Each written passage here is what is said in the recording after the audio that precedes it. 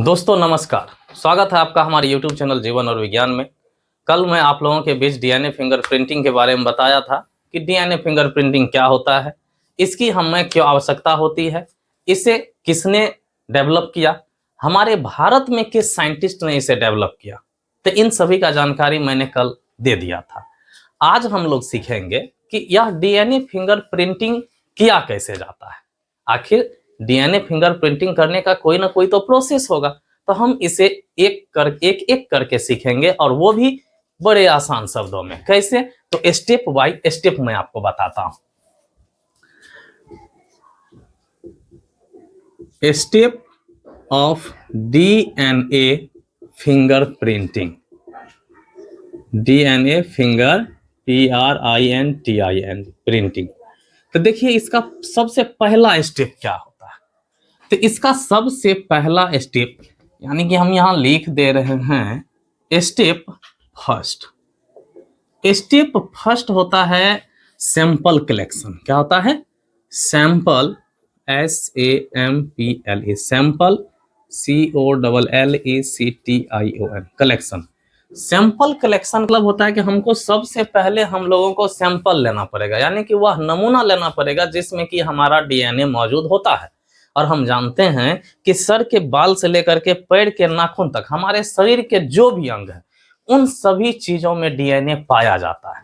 और सबसे खास बात यह है कि आप किसी भी विधि द्वारा अपने शरीर के डीएनए को आप चेंज नहीं कर सकते हैं, ना करवा सकते हैं। एकदम 100% ये चीज है कि आप अपने शरीर के डीएनए को किसी भी विधि द्वारा नहीं चेंज करवा सकते। तो अब क्या होगा कि यह जो सैंपल हम लोग कलेक्ट करेंगे, यानी कि सैंपल कलेक्शन जो होगा, तो यह कैसे होगा? तो यह सैंपल कलेक्शन के अंतर्गत जैसे हम लोगों को नेल NAIL नेल माने नाखून मिल जाए, इसके बाद स्किन का कोई टुकड़ा मिल जाए यानी कि त्वचा मिल जाए, या फॉलन हेयर यानी कि टूटा हुआ बाल मिल जाए, हेयर टूटा हुआ बाल मिल जाए, सीमेन SEMEN सीमेन मिल जाए। सीमेन मिश्र वीर्य होता है जो कि रिप्रोडक्शन में हेल्प करता है, इसी में स्पर्म मौजूद होता है। या आप ब्लड ले लीजिए। क्या ले लीजिए? ब्लड। ये सारे क्या हैं? हमारे शरीर के ही पार्ट्स हैं, हमारे शरीर के अंतर्गत आते हैं और इन सभी चीजों में डीएनए मौजूद होता है। तो ये चीज ले लिए, सैंपल कलेक्ट कर लिए, और इसके बाद क्या होगा? इस सैंपल से हम लोगों को डीएनए अलग करना पड़ेगा। यानी कि यह ऐसा नहीं है कि इसमें केवल और केवल यह डीएनए ही है। इस डीएनए के अलावे इसमें और भी बहुत सारे चीज होते हैं। यह जो सैंपल हम लोग कलेक्ट किए हैं, अब इसमें ऐसा नहीं है कि केवल और केवल डीएनए। इस सैंपल से हमको डीएनए निकालने के लिए यह जिस प्रोटीन मॉलिक्यूल्स के साथ या किसी न किसी के साथ जो अटैच रहता है उससे इसको अलग कर लिया जाता है। मान के चलिए कि वह यदि प्रोटीन के साथ अटैच है हमारा डीएनए, तो उसमें प्रोटीएज नामक एंजाइम डाल करके प्रोटीन को खत्म कर देते हैं, बच क्या जाता है? डीएनए। इसी तरह से अन्य विधि द्वारा हम लोग डीएनए क्या करते हैं? सेपरेट कर लिए। अब क्या करेंगे? इसमें हम लोग मिला देंगे रेस्ट्रिक्शन एंजाइम। दूसरा स्टेप क्या है? स्टेप सेकंड है कि इसमें हम लोग रेस्ट्रिक्शन एंजाइम मिला देंगे। यह जो लेंगे मिक्स्ड विथ रेस्ट्रिक्शन एंजाइम।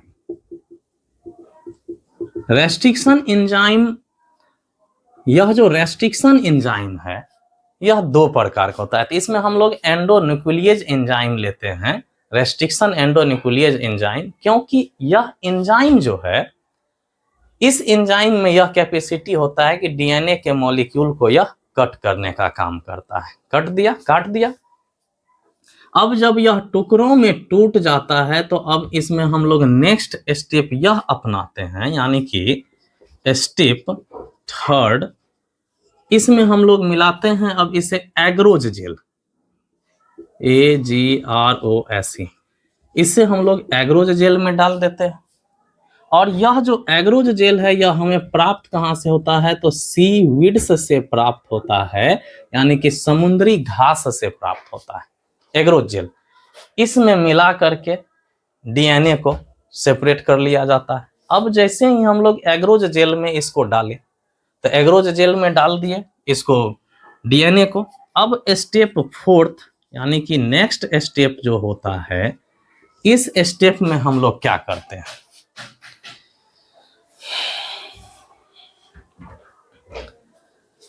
इस स्टेप में इसे नाइट्रोसेलुलोज, कौन सा, NITRO, नाइट्रो सेलुलोज में ट्रांसफर करते हैं। और नाइट्रोसेलुलोज में ट्रांसफर करने के बाद अगला स्टेप यानी कि स्टेप 5th, इसमें हम लोग एक्सरे पास करते हैं। क्या करते हैं, इस पर एक्सरे पास करते हैं, यानी कि नेक्स्ट स्टेप जो है क्या करता है, एक्सरे पास। और जैसे ही हम लोग इस पर एक्सरे पास करते हैं, तो यह जो है डीएनए का VNTRS क्या प्राप्त हो जाता है, VNTRS, यानी कि वेरिएबल नंबर टेंडन रिपीट्स। इसमें क्या प्राप्त हो जाता है, वेरिएबल नंबर टेंडन रिपीट्स। और जब यह हम लोगों को प्राप्त हो जाता है आखिरी में, तो अब हम लोग क्या करते हैं, जो विक्टिम है, कहने का मतलब जो जहां क्राइम स्पॉट पे या जहां हम जिसका हम लोग सैंपल लिए हैं, उस सैंपल में, और जो सस्पेक्टेड है उसमें, उस दोनों पर्सन के डीएनए को हम लोग मैच करने का काम करते हैं। जब मैच हो गया तो आप कंफर्म हो गए कि यह और वह यानी कि दोनों सेम है, यानी कि आपका जो काम था वह काम कंप्लीट हो गया। तो इस तरह से हम लोग सीख गए कि आज डीएनए फिंगरप्रिंटिंग किस तरह से किया जाता है।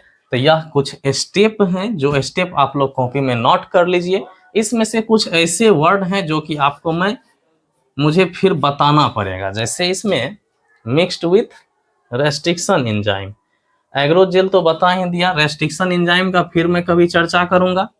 इसके बाद एग्रोजेल तो सीविड्स से प्राप्त होता है, नाइट्रोसेलुलोज, एक्सरे तो आप लोग समझ ही रहे हैं। एक मुझे ये VNTRS है, तो इसकी चर्चा एक बार मुझे करना पड़ेगा, मैं बता दूंगा किसी वीडियो में। तो इतना चीज को ध्यान रखिए। इसी में जेल इलेक्ट्रोफोरेसिस टेक्निक का भी उपयोग किया जाता है, तो उस टेक्निक के बारे में भी मैं आप लोगों को बताऊंगा। और 12th के एग्जाम के लिए ये काफी इंपॉर्टेंट होता है, gel electrophoresis technique, DNA fingerprinting. तो इसे समझना बहुत ही अब आसान है। ठीक, ओके, थैंक यू, बहुत बहुत धन्यवाद।